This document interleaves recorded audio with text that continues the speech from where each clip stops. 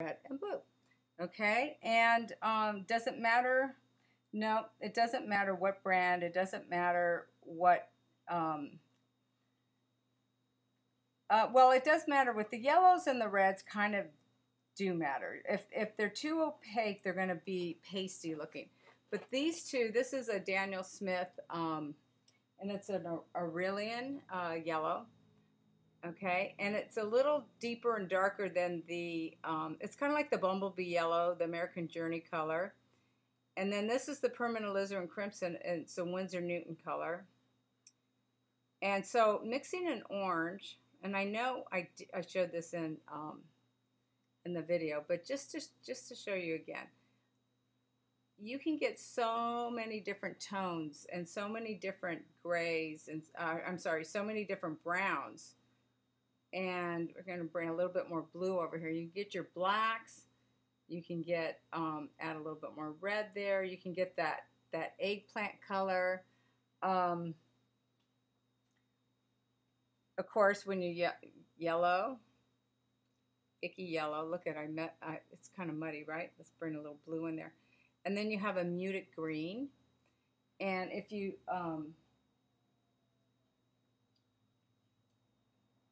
bring in a clean brush, which, surprise, I've got one.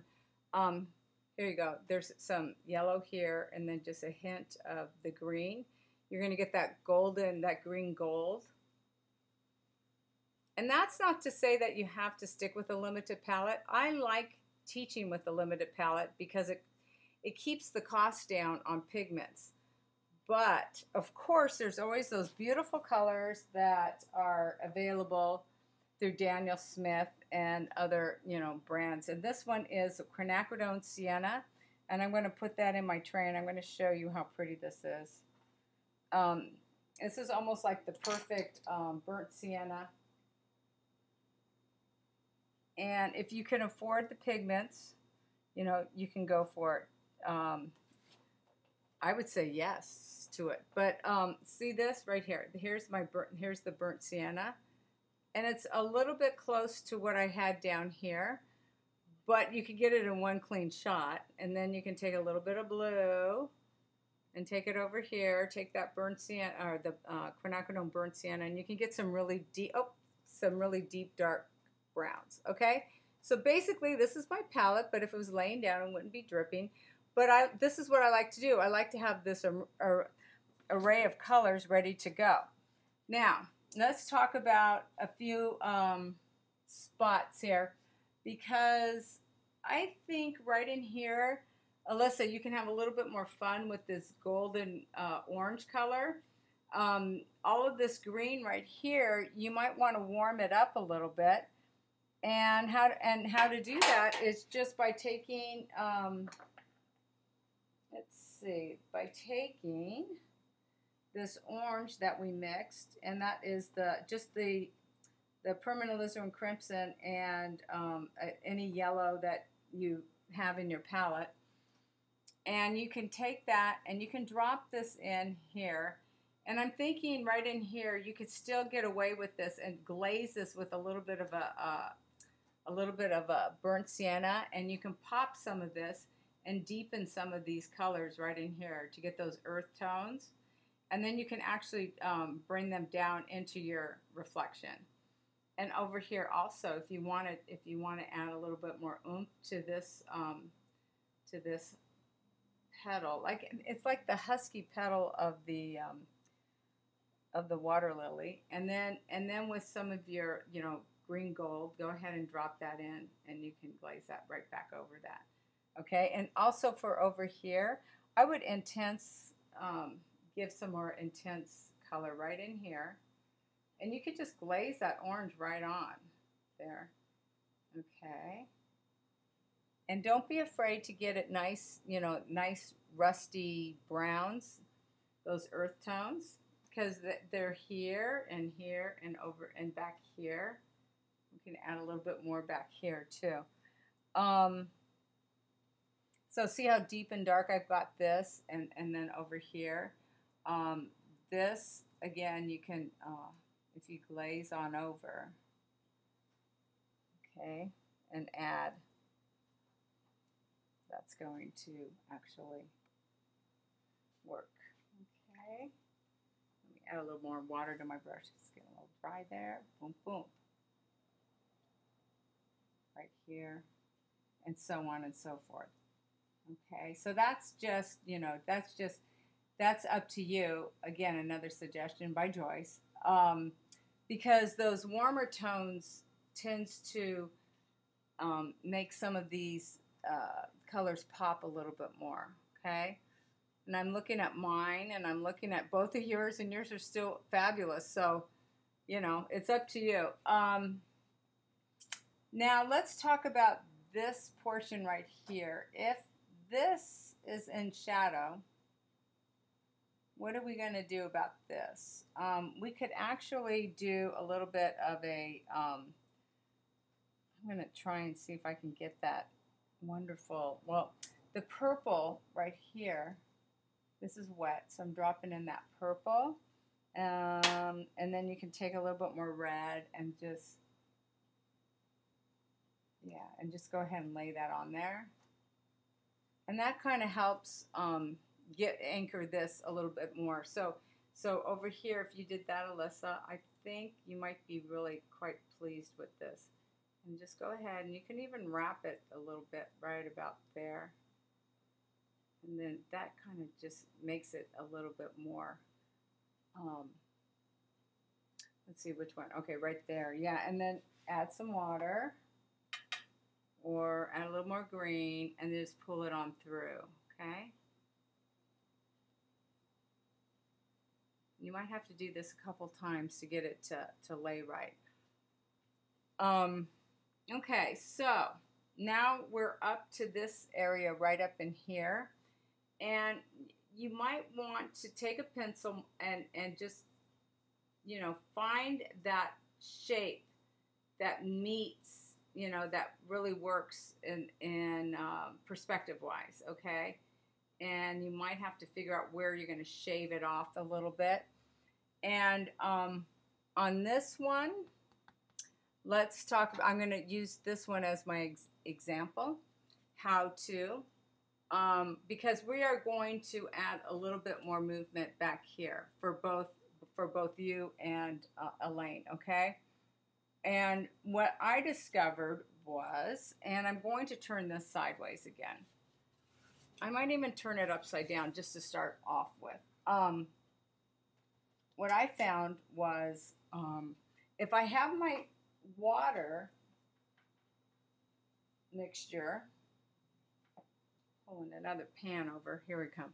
If I have my water mixture ready to go, and I needed to get this to lay flat, I would just take it like the water is, you know, like kind of going onto the water lily. And, you know, just go ahead and give it a little oomph right there. And that is pretty deep and dark, right? And if it scares you, or you feel like, oh, I went too dark, you know, you can take a wet brush, damp brush, and just go ahead and just kind of blend it a little bit. Or if you want, another surefire way is to take a wet brush, and you could take this whole area, wet this whole area, and turn your painting upside down and get it at a tilt a little bit. Okay, you can wet this whole area. Okay, and then, you know, just continue the water on down. Okay, and then you can take a more intense, I'm taking more intense blue, right, you know, straight from the pigment, and then you can drop, you know, some right on there, and you can make sure you move your board or your canvas and tilt it so it runs down and it's not just hanging there too long. And then here we go. We're going to go ahead and we're going to get this to move in this direction, like it's moving off in the distance. And this is where this brush this one brush comes in very handy. This one right here. Okay, I'm going to add a little bit more water, and see, this tip of this brush naturally does this wonderful movement right for you. Okay, and I'm going to keep moving it, adding my water all the way down. Okay, and all the way around. There we go. Okay. And that can come up there too, since that's wet. Should be wet. It might be dry. It's warm in here. Okay. Okay, so now what we've done is kind of camouflage that a little bit and given it a place. And so we're anchoring like the top portion of this. See that? And now this is still wet, and with a little bit more blue, you can add a little red to it if you want, and that'll deepen the blue also. Okay, of course I got carried away, which I usually do. And then now I want to start taking it and turning it sideways as I'm doing this. Okay, and then move it on down.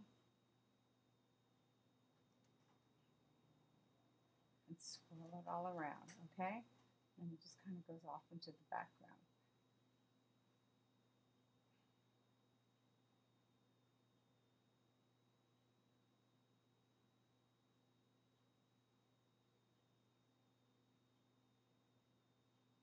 Okay.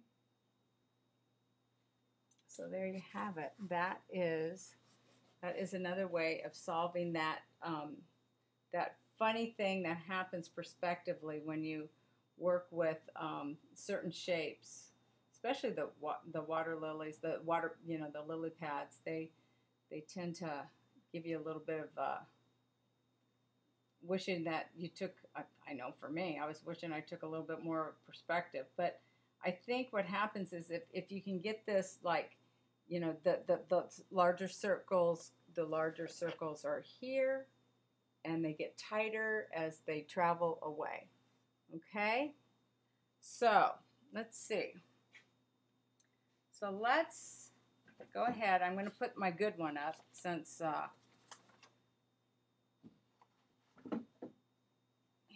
this is the one, and it's been varnished. This one's been varnished, and you can see,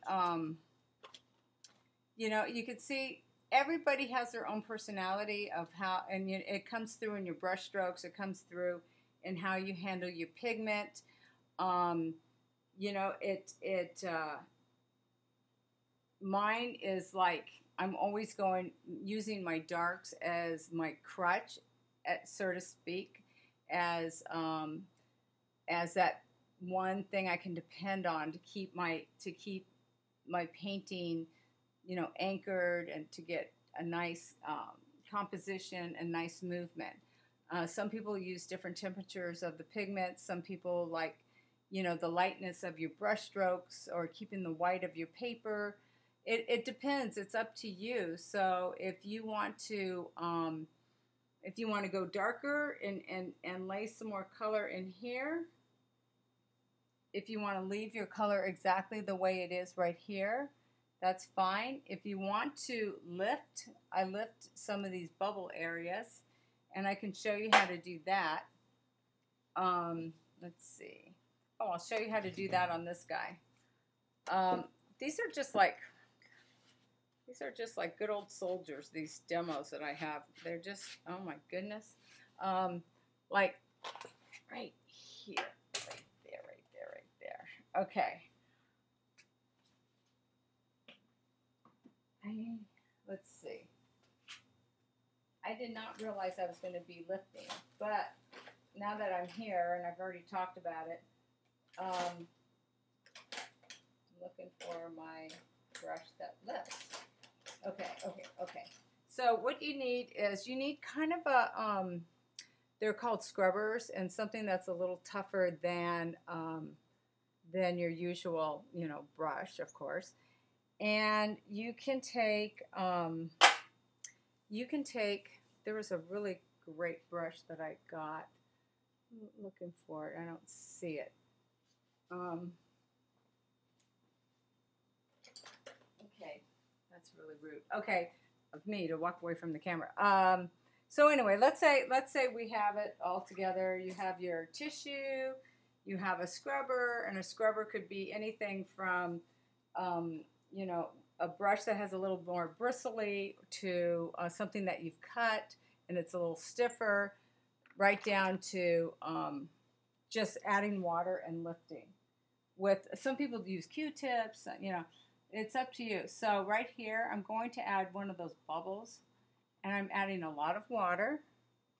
Just keep adding water and cleaning your brush in between when you go to apply. And then you can go and take it and then wipe it away. And you can keep going.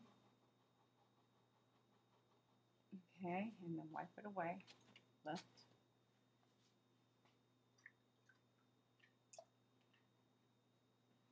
And then one more time. Oh, try to keep going.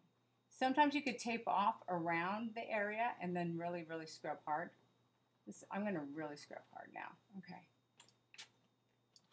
Okay.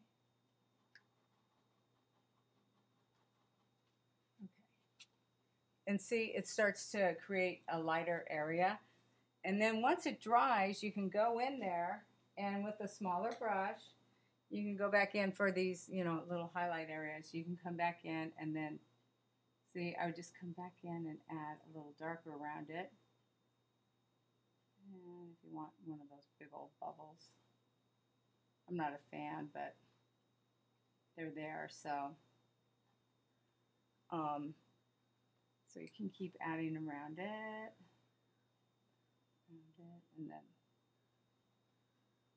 have it. Okay, and then, you know, that's about it. So if you want to lift, you know, anything, if you want to lift water here, you can do that too. Get kind of aggressive and just, okay, and then it's my friend Guy Magellan. Whoop, really quickly. So there you have it.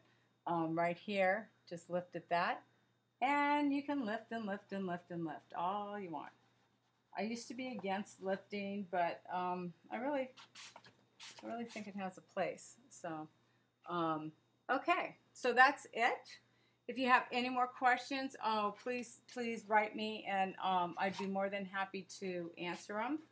And again, congratulations on finishing this project during the holidays. I'm sure, you know, we all wanted to put our holidays aside and continue painting, but thanks anyway, you guys, and I truly appreciate it, and I hope our paths cross again. And still, you can write me if you have any questions. Thanks.